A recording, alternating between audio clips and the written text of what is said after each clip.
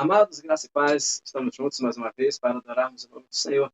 É uma honra, novamente, é um privilégio, novamente, poder ministrar a palavra do Senhor no teu coração e transmitir para você aquele ensinamento que Deus tem transmitido também para a minha vida. Com muita honra, com muito temor, que eu quero, neste tempo, ministrar a palavra do Senhor para você e para a sua família. Que Deus te abençoe, eu quero te agradecer por estar conosco e que você possa também divulgar essa ministração nas suas redes sociais. Ok, querido? No nome de Jesus, Deus te abençoe. Oremos. Senhor, meu Deus e meu Pai, uma vez mais nos achegamos ao trono da Tua graça. Te agradecemos pela oportunidade que temos de ministrar a Tua palavra, de estar juntos, ó Deus, com os Teus filhos, para crescermos juntos. Num tempo tão difícil, tão obscuro, onde tantas incertezas afloram dia após dia, mas a nossa convicção, a nossa determinação em fé que o Senhor está no controle de todas as coisas, isso prevalecerá. Assim, ó Deus, eu quero declarar sobre essa família que está nos ouvindo agora, que está participando dessa oração agora. Todas as suas dificuldades, todos os seus desafios serão vencidos em o nome do Senhor Jesus Cristo, aquele que vive e reina para todos sempre. Nós te adoramos, nós te bendizemos, Senhor. Amém e graças a Deus. Amém, querido? Graças a Deus. Eu quero convidar você a abrir sua Bíblia e a gente ler a palavra do Senhor em 1 Reis, no capítulo 17.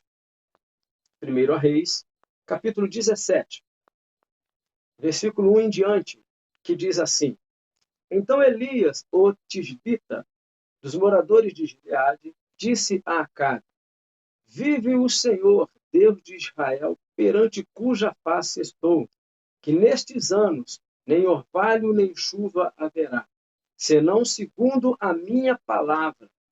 Depois veio a ele a palavra do Senhor, dizendo: Vai-te daqui, Elias, vira-te para o oriente, esconde-te junto ao ribeiro de Querite, que está diante do Jordão. E há de ser que beberás do rio, e eu tenho ordenado aos corvos que ali te sustentem. Foi, pois, Elias, e fez conforme a palavra do Senhor, porque foi e habitou junto ao ribeiro de Querite, junto ao Jordão. E os corvos lhe traziam pão e carne pela manhã, como também pão e carne à noite, e bebia do ribeiro. E sucedeu que, passados os dias, o ribeiro se secou, porque não havia chuva na terra. Louvado seja o nome do Senhor. Esse texto, querido, que a gente está lendo, que eu estou compartilhando contigo, fala-nos de uma época, de um tempo em que Elias ministra uma palavra do Senhor a todo Israel, inclusive o rei de Israel, o rei Acabe, dizendo que naquele tempo não haveria chuva. O Senhor cerraria os céus e não desceria chuva sobre a terra até o tempo em que Elias dissesse: haverá chuva. E conforme Elias disse, aconteceu. Eu quero, nesse período, querido, nesse tempo, nessa oportunidade, compartilhar contigo aquilo que o Senhor falou ao meu coração dentro desse texto, de algumas verdades que estão aqui em relação ao que eu quero pregar para a nossa edificação neste tempo. Perdas, amadurecendo através delas. Perdas, amadurecendo através delas. Esse texto, ele nos fala de um período em que a chuva parou, não tem mais chuva. E ali começaram várias e várias perdas acontecendo. Sabe, eu estava analisando o que Deus estava falando ao meu coração, e perder é muito fácil. A gente não precisa de muito esforço para perder. A gente não precisa se esforçar para perder o emprego. A gente não precisa se esforçar para perder um ministério. A gente não precisa se esforçar muito para perder um casamento. Perder é muito fácil. No texto que nós estamos ministrando, bastou uma palavra de Elias e a chuva não veio mais. por 3 anos e meio, não veio mais chuva. Uma palavra. Sabe o que eu aprendo, que eu começo a aprender nesse texto sobre perdas? Que eu preciso tomar muito cuidado com aquilo que sai da minha boca. Aquilo que eu declaro com os meus lábios. Provérbios, capítulo 18, versículo 21, diz que o poder da vida e da morte estão nos lábios. O poder da vida e da morte está nos lábios. E o que bem utiliza, come do seu fruto. Então eu tenho que tomar cuidado com aquilo que eu falo. Lá em Mateus 12, 34, diz para mim que a boca fala aquilo que o coração está cheio. Sabe, querido, o que tem saído dos nossos lábios? O que nós temos declarado? Nós temos abençoado ou temos amaldiçoado vidas, famílias, filhos, casamento, trabalho, ministério? O que nós estamos fazendo com aquilo que vem aos nossos lábios? Estamos declarando? Estamos profetizando? Elias disse, não haverá chuva. Havia um plano de Deus, havia um propósito do Senhor. Mas imagine comigo, os lábios de Elias declararam isso. Há um outro texto lá em 2 Reis, no capítulo 2, versículo 23 e 24, quando já não é mais Elias, o profeta daquela época, e sim Eliseu, e alguns rapazes, alguns garotos estão lá debochando do profeta Eliseu, porque ele era calvo, e começam a debochar, debochar, debochar, debochar, debochar. E Eliseu, então, lança uma palavra contra aqueles jovens, né?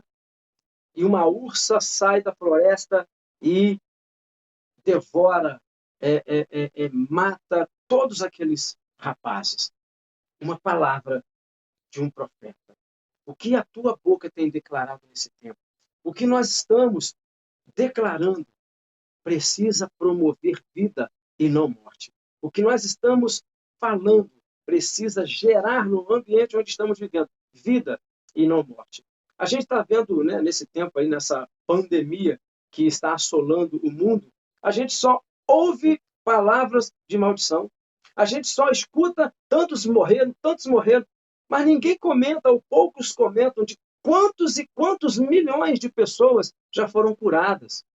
Fala dos mortos, não fala dos vencedores, dos que conseguiram vencer esse mal. Os nossos lábios, querido, precisam declarar aquilo que promove esperança e não aquilo que promove desespero. Elias, imagine você, ele também foi atingido por aquilo que ele profetizou. O Senhor o levou para um lugar de segurança, para o Querite, e lá, aquele riacho também foi secando, não tinha chuva, e aquele rio foi secando, secando. Elias passou a viver da declaração que ele mesmo havia falado, da declaração que os seus lábios profetizavam. Quando chega o tempo de perda nas nossas vidas, nós precisamos saber onde estão firmados os nossos pés. A perda chegou também para Elias, mas Elias não ficou desesperado. Elias ficou sempre ouvindo a voz do Senhor.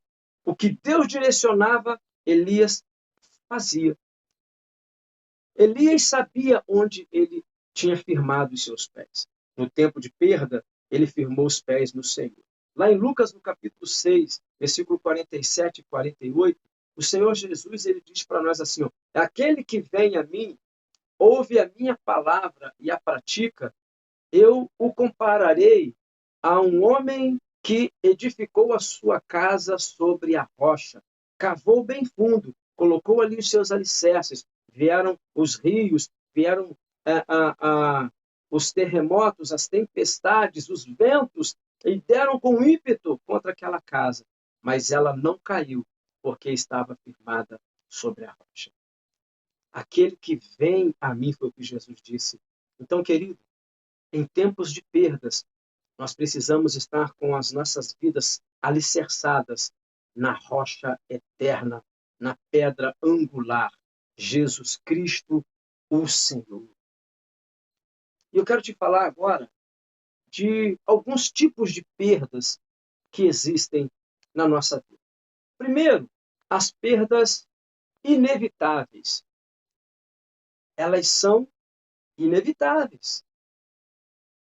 Por mais que nós amemos, por mais que nós nos dediquemos, uma hora perderemos alguma coisa. Perderemos aquilo ou a quem nós amamos.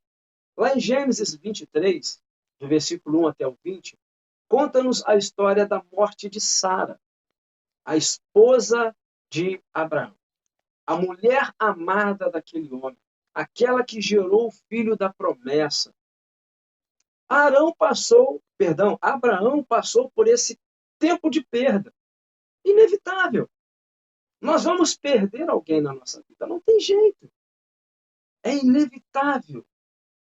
Porque lá em Eclesiastes, capítulo 3, versículo 1, diz para nós que há tempo determinado para todas as coisas debaixo do sol.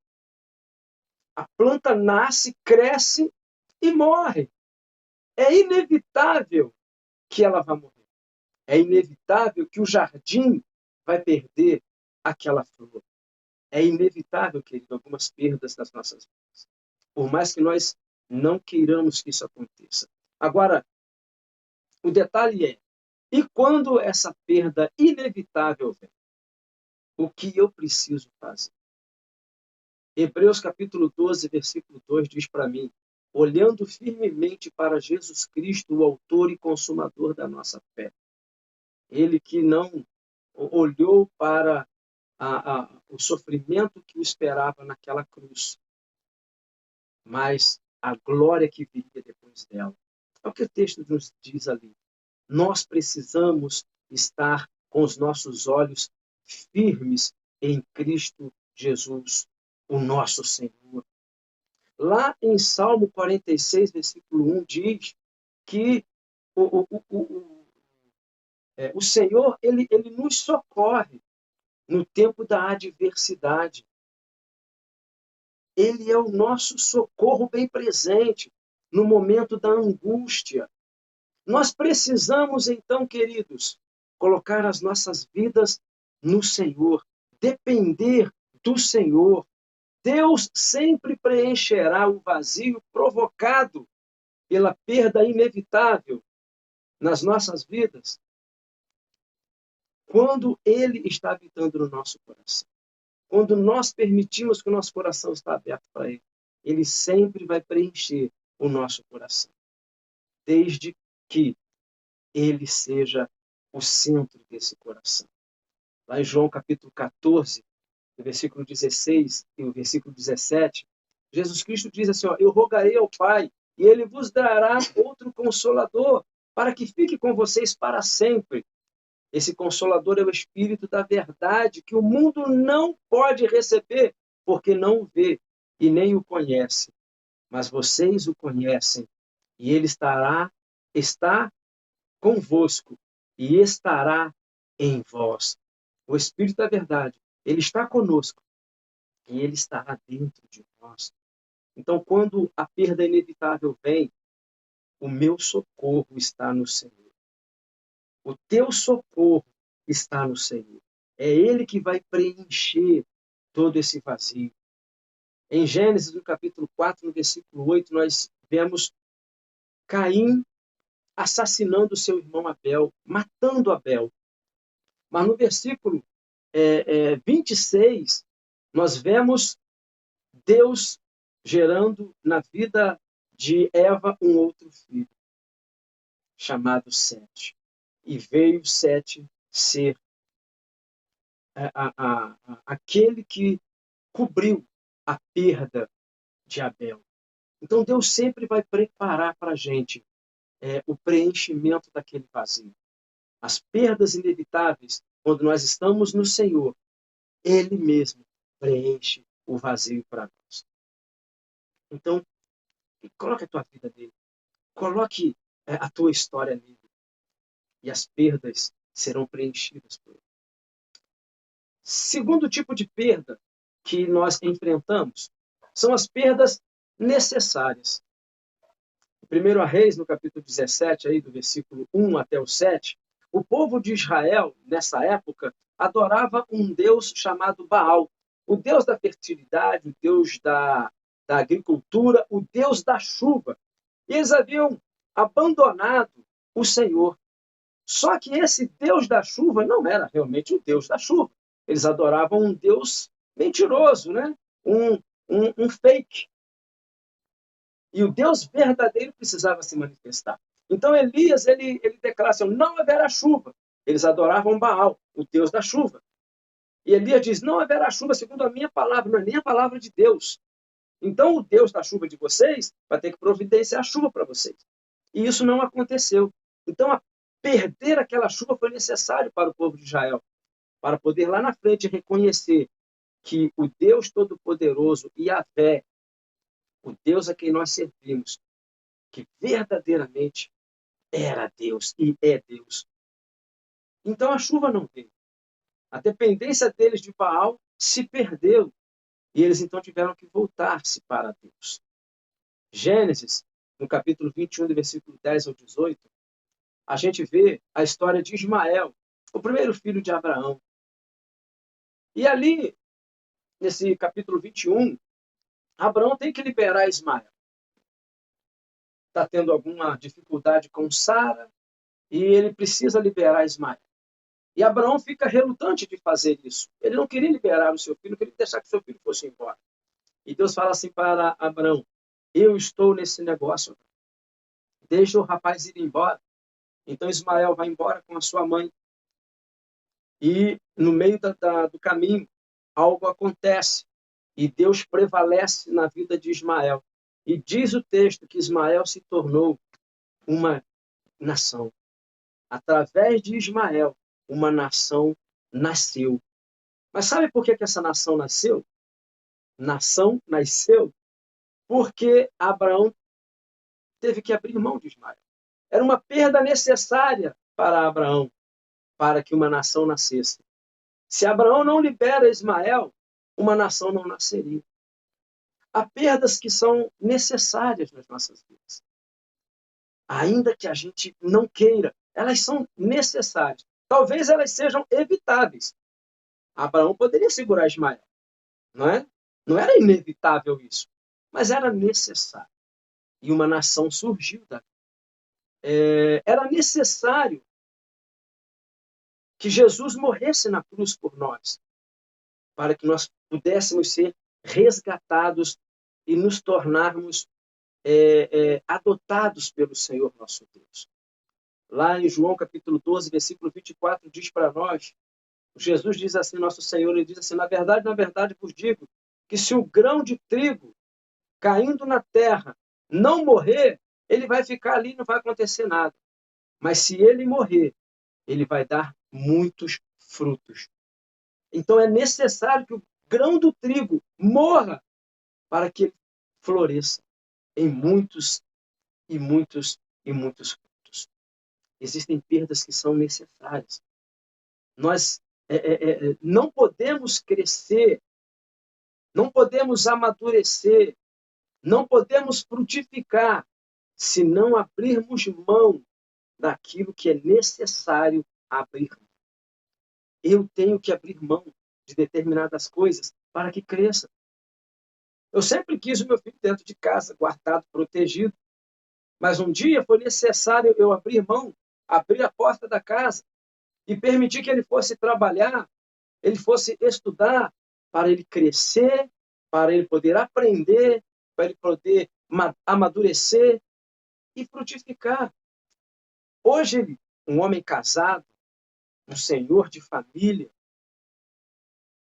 continua sendo meu filho, mas foi necessário abrir mão para que ele crescesse e nos desse também uma filha, né? O seu casamento nos gerou na sua esposa, não somente esposa para ele, mas filha para nós. Necessário que a gente abra mão. Muitas vezes a gente não quer perder, mas é necessário. Mas existe um tipo de perda que ela não é necessária e que ela não é inevitável. É a perda negligente. Nós perdemos porque negligenciamos. Nós perdemos porque não tivemos cuidado. Nós perdemos porque fomos, de alguma forma, desleixados com alguma coisa. Lucas, no capítulo 15, versículo 31 até o versículo 32, nós temos 3 parábolas. A primeira parábola, a parábola das 100 ovelhas. A segunda parábola, a parábola das 10 dracmas. A terceira parábola, a parábola dos 2 filhos.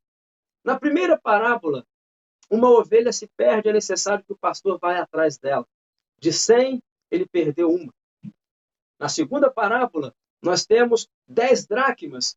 Dessas 10, se perde uma. E é necessário ir atrás dessa dracma. Mas depois vem 2 filhos e um vai embora. Quando eu analiso a matemática dessas perdas, a primeira perda foi 1%. Muito pequena. A segunda perda, 10%.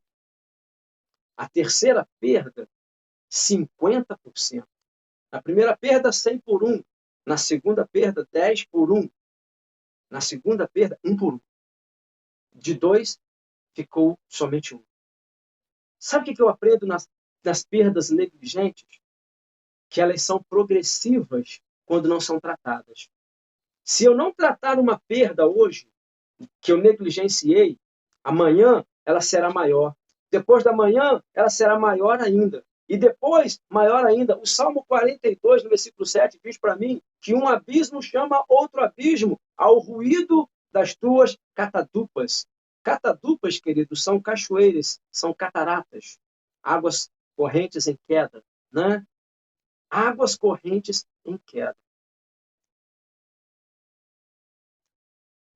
Traz abismo sobre abismo. Um erro vai provocar outro erro e vai provocar outro erro e outro erro. Perdas negligentes provocam fraqueza na fé. E quando perdemos nossa fé, também obscurecemos o nosso futuro. Quando eu perco a fé, eu estou perdendo a visão do futuro. E quando eu perco o meu futuro, eu não fico nem onde eu estou. Eu volto para o passado. As perdas negligentes precisam parar na tua vida. Pare de negligenciar o teu casamento, o teu cônjuge. Pare de negligenciar os teus pais com os conselhos que eles te dão. Pare de negligenciar os teus filhos, deixando-os com esses jogos o dia inteiro, com internet o dia inteiro, na rua o dia inteiro sem saber o que eles estão fazendo. Paremos de negligenciar, queridos, porque perdas negligentes geram feridas enormes, gigantescas. E nós não podemos viver assim. Aquela mulher das 10 dracmas, ela teve um esforço muito grande para recuperar a sua dracma. Recuperou. Aquele homem, o pastor das ovelhas, ele teve que deixar 99 no aprisco, guardadas, protegidas, e ir atrás daquela que estava perdida. A encontrou lá e trouxe ela de volta para casa, talvez toda ferida, toda machucada. Mas ele conseguiu resgatá-la. O filho que foi embora, não por negligência do pai, mas por sua própria negligência, ele perdeu o aconchego da sua casa, ele perdeu o seu lar, e ele só foi dar valor a isso quando ele já tinha perdido. Perdas, determinados tipos de perdas, ou no caso as perdas negligentes, elas promovem o reconhecimento tardio de valor. Só reconhece depois que perde. Então valorize, meu querido, antes de perder. Valorize, minha querida, antes de perder. Não espere a perda para você valorizar, porque determinadas perdas promovem reconhecimento tardio de valor. Nós não podemos passar por isso, nós não podemos permitir isso nas nossas vidas. Elias, lá em 1 Reis, no capítulo 18, versículo 41 até o 45, Elias ele vira para Acabe e fala assim: Acabe, Vai vir chuva aí, vai começar a chover. E Acabe, então, vai para uma determinada localidade e Elias sobe um monte e ele vai orar. E ele começa a orar, ele pergunta para o jovem que o acompanhava, o seu discípulo, ele diz assim, olha lá, vê se tem sinal de chuva. E o jovem vai e olha e não tem sinal nenhum de chuva. E Elias dobra o seu joelho de novo, coloca a sua cabeça entre os joelhos e começa a clamar ao Senhor, a pedir chuva. E ele pede ao jovem, então, que vá 7 vezes olhar para a direção do mar, se haveria alguma nuvem, algum sinal de chuva. E aquele jovem vai, e somente na 7ª vez que ele volta dizendo, há uma pequena nuvem do tamanho da palma da mão de um homem subindo do mar. E então Elias diz assim, louvado seja o nome do Senhor. Haverá abundante chuva. Sabe o que eu aprendo com isso, querido? Primeiro, que o Senhor, o nosso Deus, Yahvé, ele queria ensinar o povo de Israel com a ausência da chuva, que não há Deus fora dele. E para o próprio Elias, Deus trouxe um ensinamento. A restauração é um desafio maior do que a construção. Construir é difícil, restaurar é muito mais difícil. Construir aquela paralisação de chuva não foi tão complicado para Elias, mas para trazer a chuva de volta, Elias teve que orar e orar e orar muito diante do Senhor. A restauração, ela é um desafio maior do que a construção. Então, querido, não cheguemos a ponto de restaurações, mas sim de construções. Construções sábias, construções que possam edificar a nossa casa, edificar a nossa família, edificar ao nosso redor. Há uma frase muito interessante de Benjamin Franklin, que ele diz assim, diga-me e eu esquecerei, ensina-me e eu me lembrarei, porém, envolva-me e eu aprenderei. É preciso ir a um nível mais profundo, mais forte. Eu quero terminar esse ensino na minha vida e na tua vida com o texto de Zacarias, capítulo 9, versículo 12, que diz, voltai à fortaleza, ó presos de esperança. Também hoje vos anuncio que vos recompensarei em dobro. Deus dizendo-nos, dizendo a mim e a você, voltem para mim, voltem para a fortaleza. Você que já perdeu a tua esperança, volte para Deus e Ele vai te recompensar em dobro. Ou seja, aquilo que você perdeu, o Senhor, o nosso Deus, é a nossa esperança de restituição. Eu perdi, mas Deus é poderoso para restituir na minha vida. Então, amado, que a gente não lamente perdas, que a gente aprenda com elas e saibamos como resgatar em Deus valores que talvez já tenhamos perdido na casa, no ministério, na sociedade, na empresa, não sei onde, mas Deus é Deus que pode restituir na tua vida, na tua família, na tua história. Receba essa palavra no teu coração, em nome de Jesus. Senhor, nós te louvamos, te bendizemos. Quantas e quantas memórias temos agora das perdas que vivenciamos. Quantas lembranças, Senhor, de coisas que eu poderia ter feito e não fiz por causa da minha negligência. Mas, Senhor, eu quero dobrar o meu coração diante de Ti, encurvar-me diante da Tua majestade. E pedir perdão, Senhor, pelas perdas negligentes que eu provoquei na minha história. Tu és Deus de restituição e somente Tu podes restituir. Só Tu podes restituir aos Teus filhos que estão agora diante de Ti, orando e clamando, pedindo ao Senhor perdão e restituição. Ah, Senhor, nós entregamos tudo em Tuas mãos. As perdas inevitáveis, o Senhor preencha o nosso coração. As perdas necessárias, o Senhor faça nos frutificar. Agora, as perdas negligentes, Senhor, que haja em nós espírito de reconhecimento de valor, para que venha através de Ti restituição para nós. Eu coloco tudo isso em Tuas mãos e Te louvo, agora e sempre, em nome de Jesus. Amém. Que o Senhor possa falar ao teu coração de uma forma forte, profunda. Perdas amadurecendo através delas. Deus te abençoe.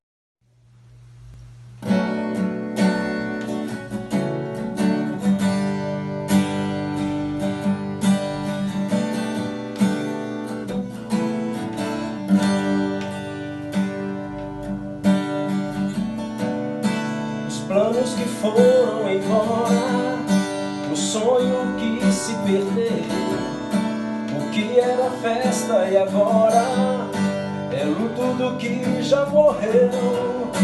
Não podes pensar que esse é o teu fim, não é o que Deus planejou. Levante-se do chão, erga um clamor, restitui.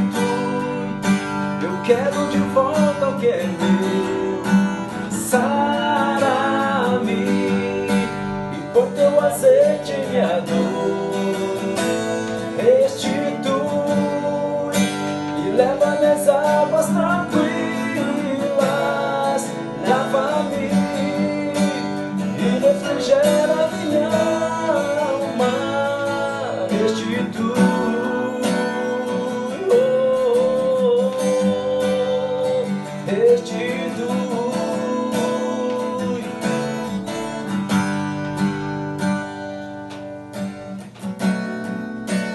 Planos que foram embora, o sonho que se perdeu, o que era festa e agora é luto do que já morreu. Não podes pensar que esse é o teu fim, não é o que Deus planejou. Levante-se do chão, erga um clamor, restitui. Eu quero de volta o que é meu. Sara-me e por teu azeite minha dor. Restitui e leva nas águas tranquilas. Lava-me, Senhor, e refrigera minha alma. Restitui,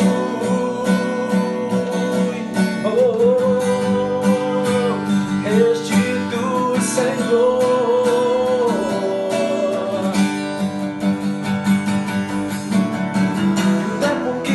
Roubado foi, não poderá se comparar a tudo aquilo que o Senhor tem preparado ao que clamar. Creia, porque o poder de um clamor pode ressuscitar.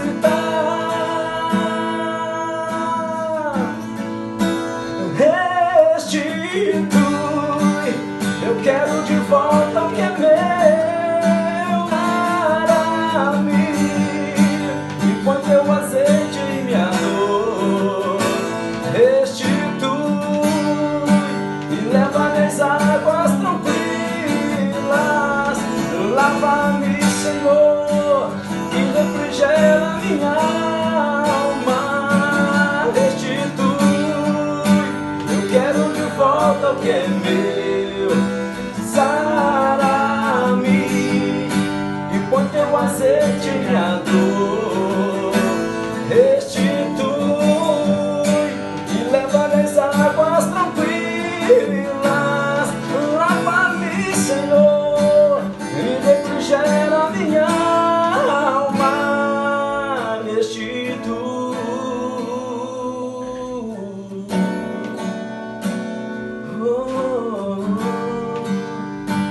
O tempo da restituição daquilo que perdido foi chegar outra vez pra você.